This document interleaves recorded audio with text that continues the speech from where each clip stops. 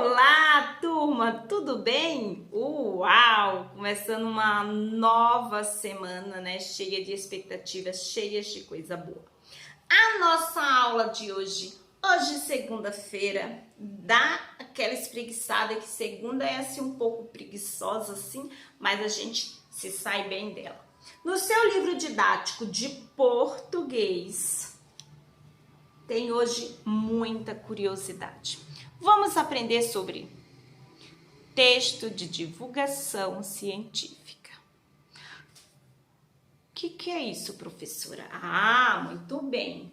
É um gênero textual que vai falar sobre um determinado assunto, sobre um determinado animal, qualquer coisa, mas com base científica, comprovada, um texto detalhado. Onde encontramos esses textos? Revistas, jornais, internet. Ah, mas eu posso confiar em tudo que tem na internet, todo o texto? Não, você tem que procurar os sites que sejam verdadeiros, tudo bem? Então, pega aí do seu livro que a gente vai começar. Vai lá no seu livro didático, tá? E lá no seu livro didático, começando na página 43, 44, 45, 46 e 48, tem um texto. E esse texto você vai ler junto comigo. E o texto o gênero textual é o daí, texto de divulgação científica. E aí eu vou começar fazendo algumas perguntas para você. Você sabe o que faz um cientista? Observa no seu livro aí na página 42, nesta página aqui. Tudo bem? Nesta página aqui, se você não sabe, então é agora que a gente vai descobrir. Depois tem a próxima pergunta. Analise a imagem. Que material um cientista pode utilizar em suas pesquisas? Pensa que se um cientista for olhar um micro-organismo, o que ele precisa para enxergar? Se ele for ver um peixe grandão, mas ele quer ver as células, o que ele precisa? Então, um cientista ele pode precisar aí, da lupa, de uma calculadora, que ele faz cálculos também, do microscópios e outras coisas. Esses são, das imagens que estão aí, necessário, importante para um cientista. Depois vem a terceira pergunta. Em que meios podemos buscar essas informações sobre essas descobertas científicas? Revista, jornais, jornais escritos, jornais falado, internet, todos esses locais podemos encontrar esses textos, esses artigos de divulgação científica. O cientista ele faz toda essa pesquisa detalhadamente, descreve assim perfeitamente e depois é divulgado numa rede social, em uma revista ou num jornal escrito ou falado, um telejornal, por exemplo. Mas essas informações, elas precisam ser verdadeiras. Então, não esquece, esse gênero textual, que é o texto de divulgação científicas, encontramos, assim como as notícias, em jornais, revistas e internet. Também podemos encontrar em livros e enciclopédias. Quando a gente procura na enciclopédia um texto que fale sobre a borboleta e ele descreve tudo sobre a borboleta, tamanho que se alimenta, onde encontrar, por quê, quanto tempo de vida. Então ele dá toda essa informação sobre um determinado animal ou sobre um determinado assunto que vai pesquisar. Tudo bem? Outras perguntas. Pergunta 4.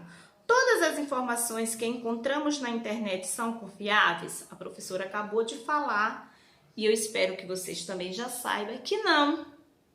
Por este motivo, devemos procurar em sites verdadeiros, em sites confiáveis.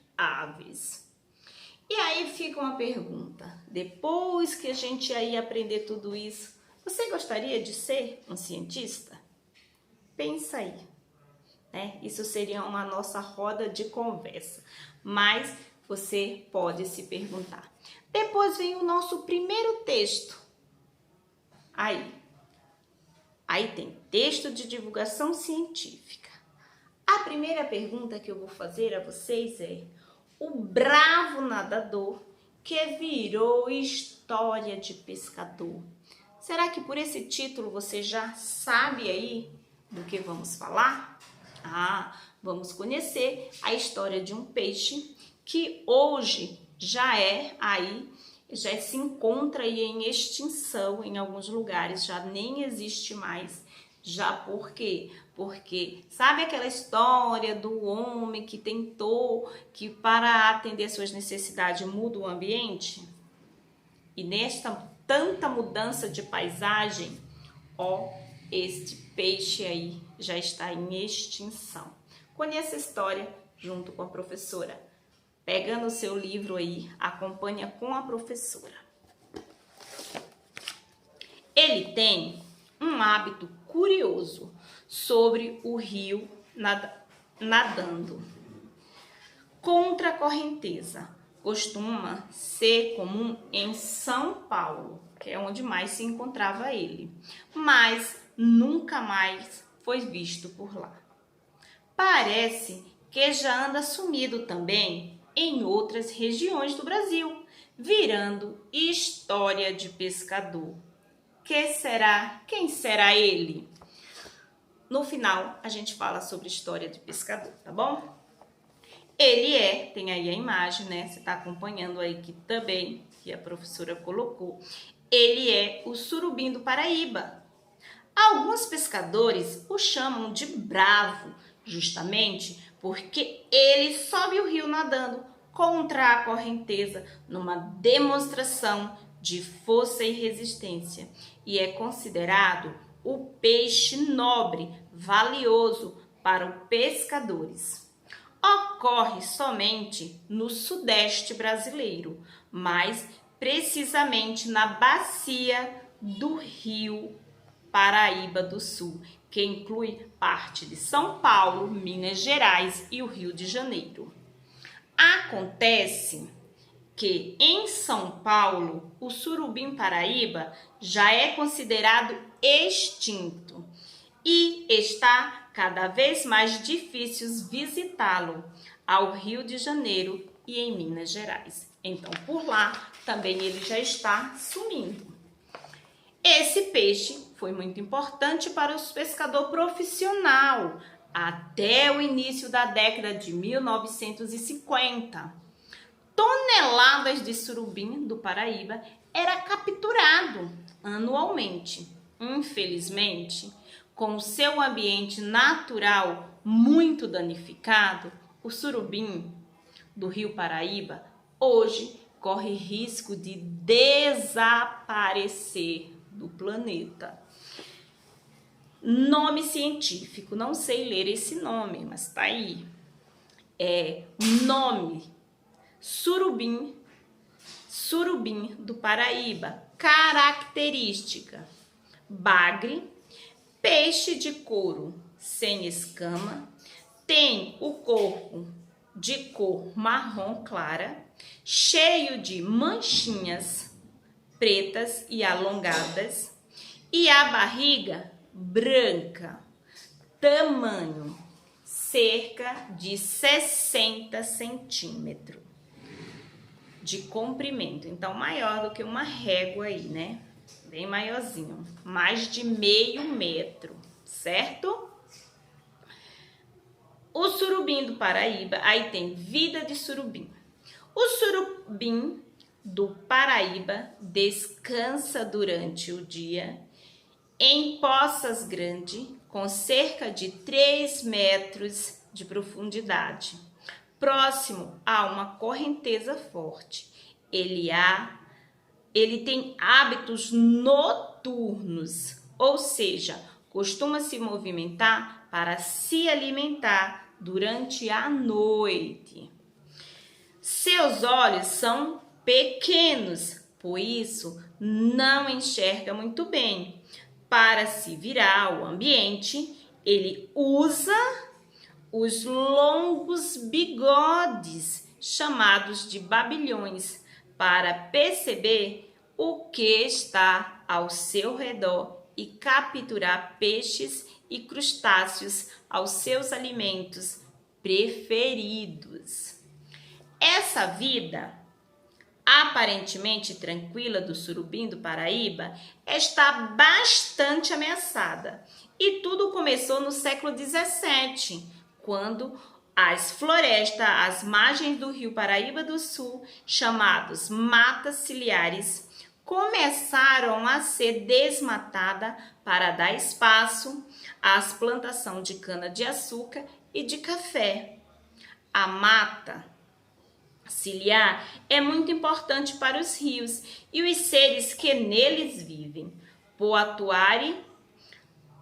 porque atuam impedindo a entrada de poluentes e matando a qualidade e a temperatura das águas.